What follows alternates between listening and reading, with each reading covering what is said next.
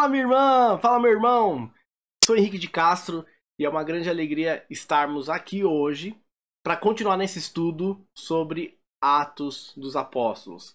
Antes de tudo, quero desejar que você se encontre em paz, que esse amor de Deus derramado em nossos corações esteja sempre conosco. Em nome do Pai, do Filho e do Espírito Santo. Amém. Talvez você não me conheça, eu sou o Henrique, da Diocese de Campo Limpo. A paróquia que frequenta é a São José Operário, também na região de Campo Limpo, pertinho da Catedral. Na Renovação Carismática eu colaboro com os ministérios de formação e o de pregação e estou à frente atualmente do Ministério de Fé e Política. Sou casado com a Fernanda e estou aqui em casa, aqui no escritório, meio quarto, nesse tempo louco de pandemia, em que o templo entra em nossa casa de verdade, a nossa casa vira o templo, a nossa casa vira o centro pastoral, a nossa casa vira a própria igreja. Tenho certeza que você também deve estar aí na sua casa, no seu trabalho, no escritório, no carro, não sei onde você está agora, mas sei que Deus nos reúne para nós continuarmos neste estudo de aprofundamento. Então nós vamos para Atos dos Apóstolos, sem mais enrolações. É bom sempre dizer algumas coisas, né? É um estudo, é uma partilha e talvez levante questionamentos. Não é um curso bíblico tão aprofundado, tá bom? A ideia aqui é um pouco outra, é um pouco gerar a partilha. A gente vai então pontuar alguns elementos em Atos dos Apóstolos. Então é evidente que assim, muitas coisas poderão ser aprofundadas depois no nosso estudo pessoal, comprando outros livros, frequentando um curso bíblico, um bom curso bíblico, né? A gente também, eu me coloco à disposição dentro deste contexto dos capítulos que eu vou trabalhar aqui, para a gente tirar dúvida. Então, quer seja pela página da Renovação Carismática, aqui nos canais do YouTube, nas redes sociais, enfim, você pode me procurar que a gente pode estabelecer essa partilha. Bom, então bora lá. Nós vamos falar sobre Atos dos Apóstolos e, como a gente já mencionou, capítulos 13 e 14 de Atos dos Apóstolos. Esses capítulos, sobretudo, ele trata do início das viagens de Paulo, a primeira viagem missionária de Paulo, que acontece lá entre ano 45 e 49 depois de Cristo. Então, existe um recorte aqui muito específico. Além de ser dois capítulos de Atos dos Apóstolos, existe um recorte muito específico na vida de São Paulo e que isto impacta muito a vida da igreja. Não só a nossa enquanto pregador.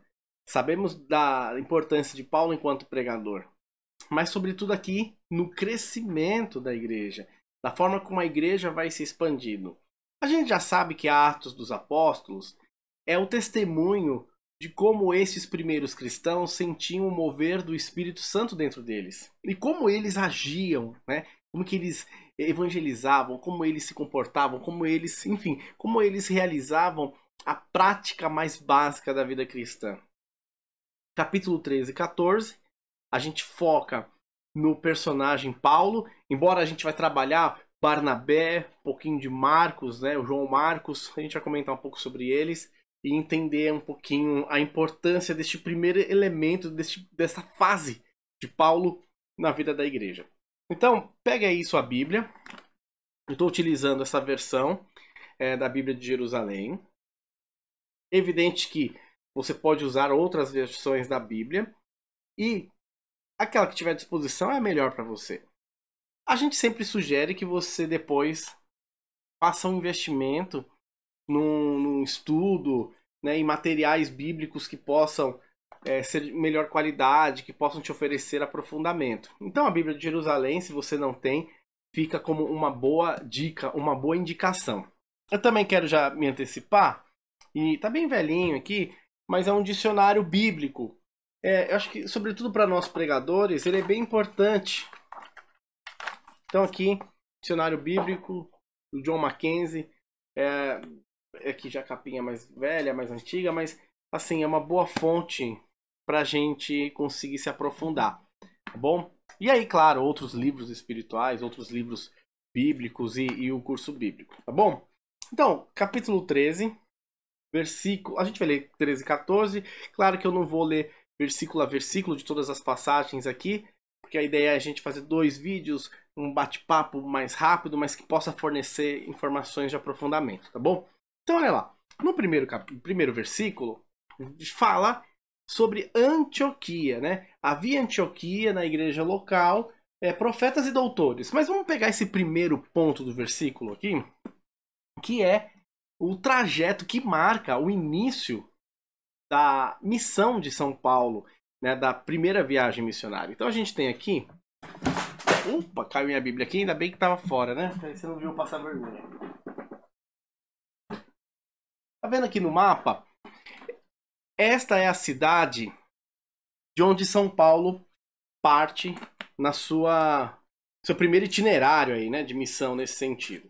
A primeira viagem parte daqui, ó, Antioquia, lado direito aqui do mapa. Ele vem para a ilha de Chipre, depois ele volta para o continente, aí ele volta para Antioquia, por meio do mar. Aqui Jerusalém, aqui embaixo. Essa é mais ou menos o primeiro. Este é o itinerário de Paulo no primeiro momento ali. Bom, Antioquia é uma cidade muito importante no cristianismo primitivo, né? Aliás, Antioquia é uma cidade importante no Império Romano. Flávio Joséfo, que é um grande historiador judeu, ele falava assim que Antioquia era a terceira maior cidade do Império Romano. Então é uma cidade politicamente, socialmente importantíssima, né? Se assemelhando aí, a gente pode comparar com São Paulo, sabe? A questão de São Paulo não é a capital do país, mas é a cidade, se não a mais importante, uma das mais importantes do país. É assim Antioquia. Não é a capital do Império, mas é uma das cidades mais importantes do Império Romano, né? Fica ali ao norte de Jerusalém, como a gente viu aqui no mapa, né? Então Jerusalém está aqui embaixo, aqui o Rio Jordão, tá bom? Você vai subindo aqui, daqui a pouco a gente vê um pouquinho melhor o mapa, a Galileia, a região da Galileia, sobe mais um pouco, Antioquia, né, Síria, enfim, esse contexto bíblico, geográfico aí. É uma cidade muito importante do ponto de vista comercial, é um polo intelectual muito importante na época e também, dada esta grande movimentação, é uma cidade marcada pela riqueza, pelos vícios e pelos prazeres. Então, aqui no contexto político, social, a gente já vê a importância do cristianismo chegar lá, né? Como um lugar de missão. Só que também Antioquia é uma das escolas teológicas mais importantes do mundo. Então, a gente tem aqui Antioquia, a cidade que marca, assim, que gera uma das igrejas, né, um ponto da igreja católica, um ponto do cristianismo mais importante do mundo. Lá viveu o Santo Inácio de Antioquia, né, daqui a pouco eu comento um pouco sobre isso. Então, a Antioquia é a comunidade que é fundada pelos cristãos depois do martírio de Estevão. Lembra Estevão? Inclusive Paulo parece que estava lá também, testemunhando esse assassinato, esse martírio. Os cristãos estavam em Jerusalém, eles se veem perseguidos e eles se espalham pelo mundo, tá bom? Nesta fuga, chegam os cristãos, esses vindos de Jerusalém, chegam até Antioquia e lá fundam esta comunidade, tá bom? Esta comunidade é uma das mais importantes, tanto que em Atos dos Apóstolos, no capítulo 11, você já deve ter visto que a gente, né, é reconhecido como cristãos. Então, ó, foi em Antioquia que os discípulos pela primeira vez receberam o nome de cristãos. E olha que graça de Deus, porque é também em Antioquia que a igreja vai ser chamada de Igreja Católica pela primeira vez. Isso está registrado mais ou menos no ano 100, 101, na carta de Santo Inácio de Antioquia aos Esmirnenses. E aí ele fala, né, onde está o bispo, está Jesus Cristo, onde está Jesus Cristo, está a Igreja Católica. Aqui à direita é o Santo Inácio, ele morre no Coliseu Romano, né, os leões, as feras devoram Santo Inácio. Então, Antioquia é essa cidade importante, tá bom? talvez em grau de importância no mundo antigo, só perca para Jerusalém. Porque o Tiago, Pedro, os líderes da igreja viviam em Jerusalém. E dali eles, entre aspas, né, lideravam, controlavam a missão, a igreja, o desenvolvimento da igreja. Então, Jerusalém, logo em seguida Antioquia. Então, essa comunidade, uma comunidade importantíssima. Lá, a gente tem esse testemunho de Santo Inácio. A gente é chamado de católico pela primeira vez, né? Inclusive, Santo Inácio é um grande padre da igreja, lá na patrística. Ele é chamado de Teófaro, né? O portador de Deus, assim. Então, e sofreu martírio em 107 depois de Cristo, isso em Roma. E quando ele escreve uma carta à igreja de Esmirna, lá de Antioquia mesmo, ele escreve, ele fala, olha, onde está a igreja? Onde está Jesus? Onde está o bispo? Está Jesus. Onde está Jesus? Está a igreja católica. E aí a gente percebe a importância de Paulo ter partido de lá e talvez o que motivou, o que formou Paulo nessa qualidade de missionário, né? Aí o versículo 1, vamos voltar lá? Capítulo 13, versículo 1 diz assim, ó: havia em Antioquia, na igreja local, profetas e doutores. E aí começa a citar uma série de pessoas.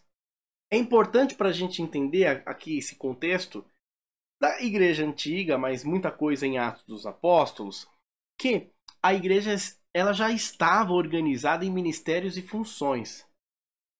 Não tinha uma hierarquia talvez tão definida como nós temos hoje, bom, de bispo, padre, diácono, mas já existia assim, uma diversidade de funções.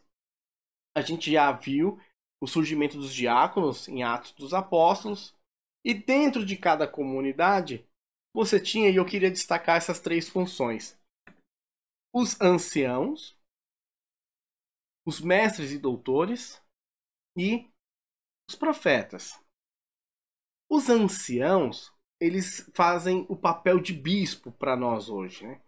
Eram eles que lideravam as igrejas. Então, pessoas mais experientes, embora a gente tenha Timóteo, um bispo muito jovem, né, que de repente quebrava um pouquinho a regra, depois a gente vê isso no Novo Testamento, mas a rigor, para ser bispo tinha que ser alguém experiente, num primeiro momento casado, com uma única esposa, e este homem era chamado para liderar aquela comunidade.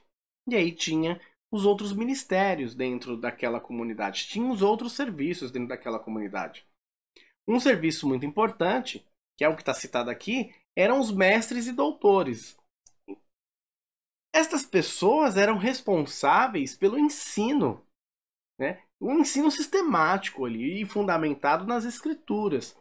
Inclusive o ensino dentro da igreja, e isso a gente herda também do judaísmo, é considerado uma função sagrada.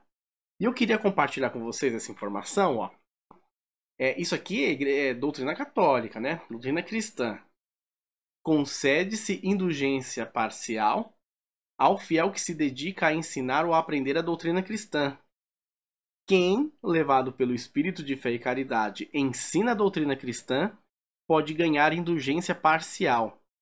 Por essa nova concessão, confirma-se a indulgência parcial para o mestre e se estende ao discípulo. Manual das indulgências. Deixa eu mexer um pouquinho no microfone aqui.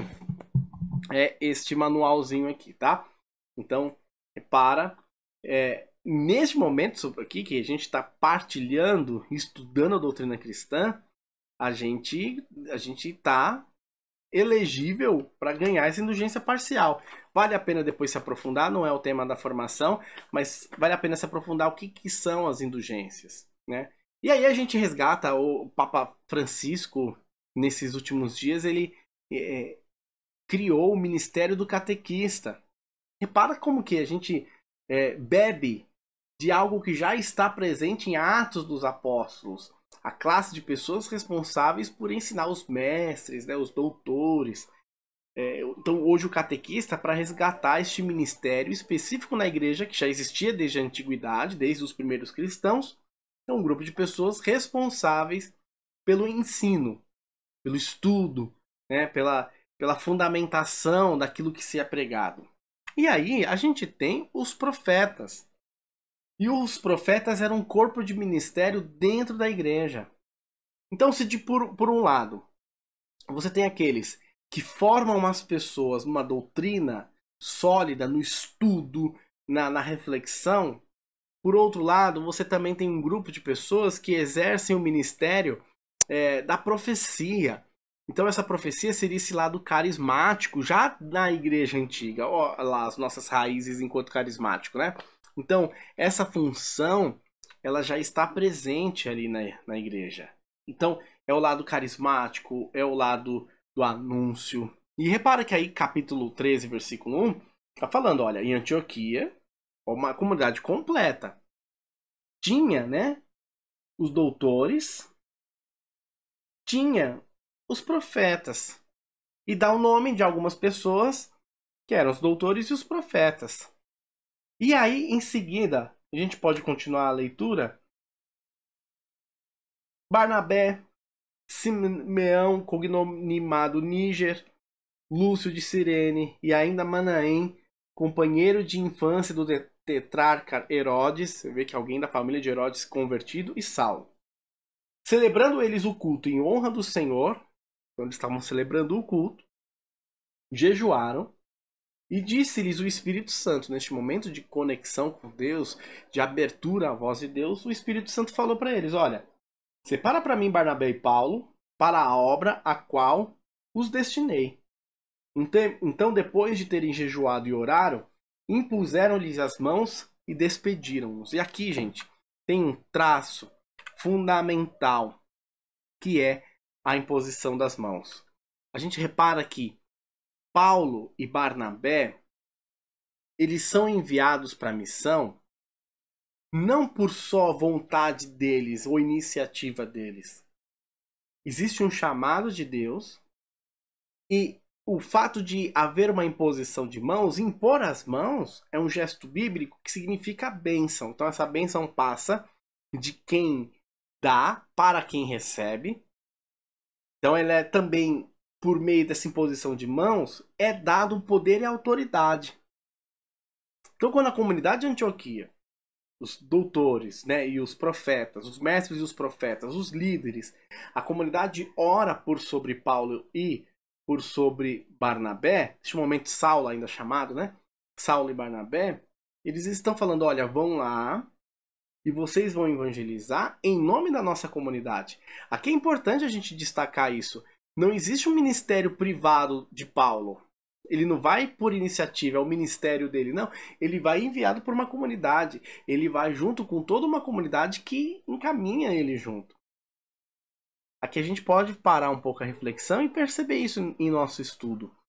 Quando a gente fala em grupo de oração e um pregador é enviado para o outro grupo de oração, a gente talvez não tenha o gesto da imposição de mãos como né, acontece biblicamente, até por questões teológicas, sacramentais, isso poderemos trabalhar numa outra formação, mas a gente tem lá a autorização, que na verdade não é autorização porque o coordenador é dono do chamado dos seus servos.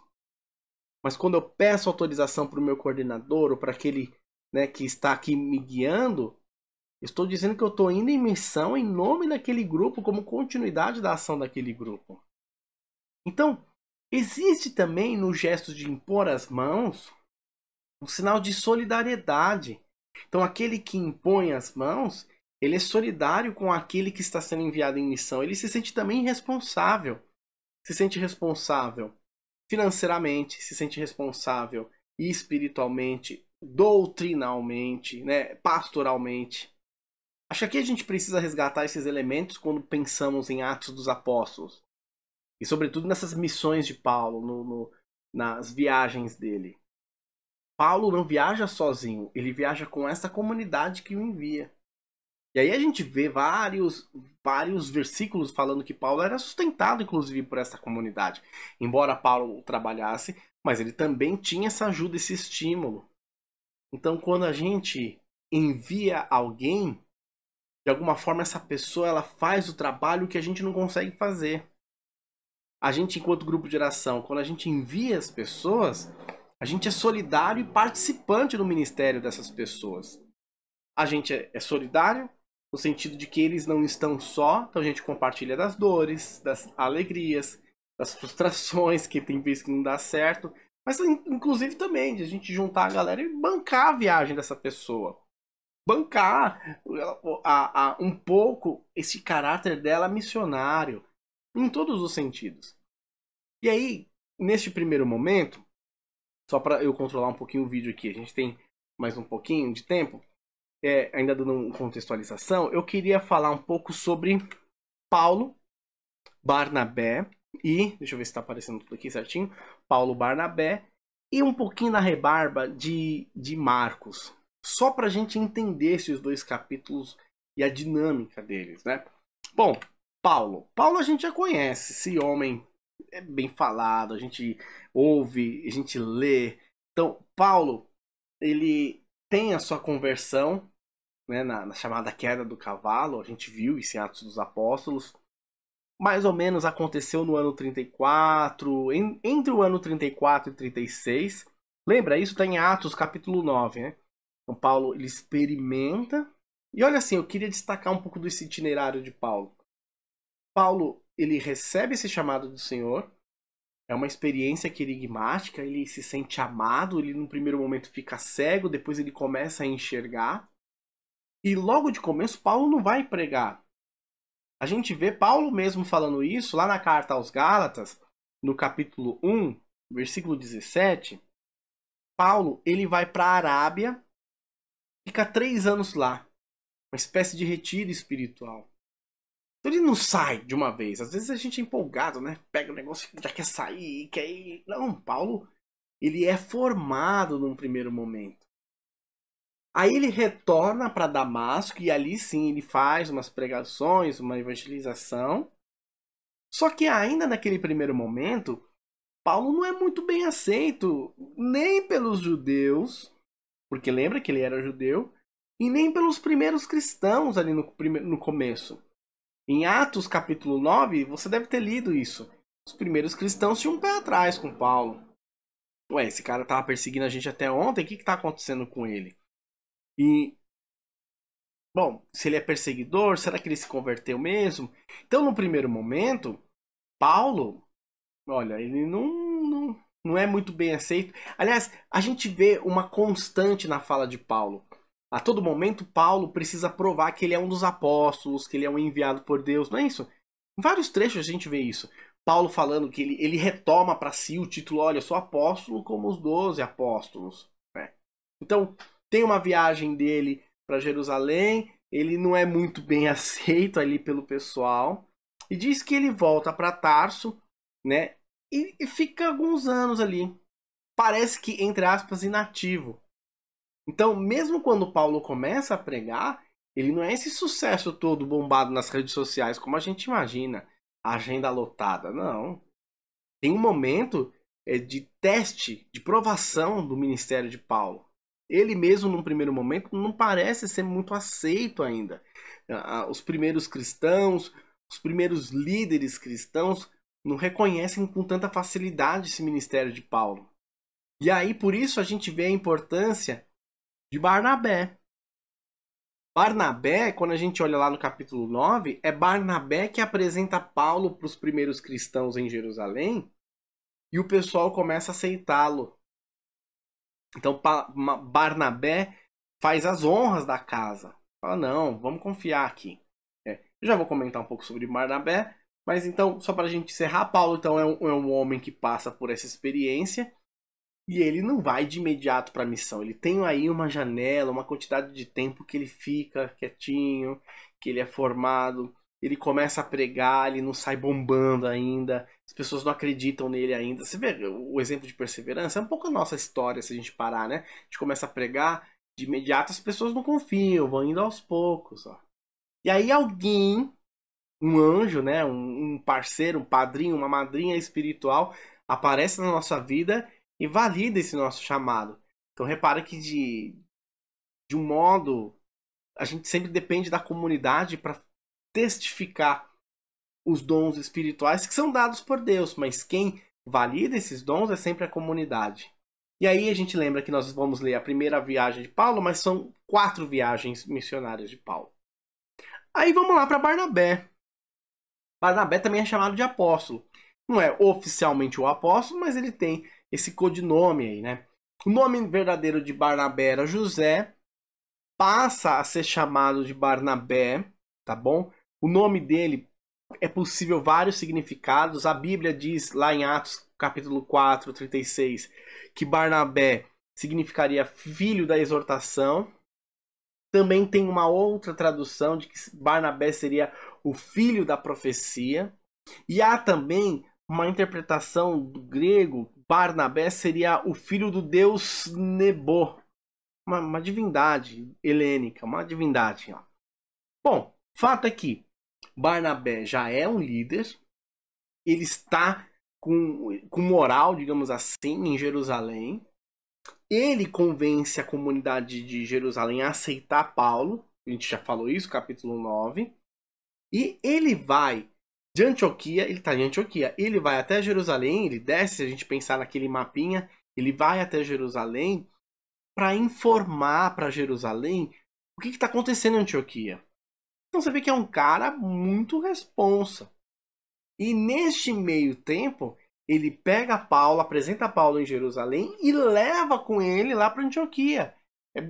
Então Barnabé passa a ser um grande tutor, de alguma forma, de Paulo ali nos primeiros cristãos. Um grande tutor no sentido de grande parceiro, o irmão mais velho dele. Né?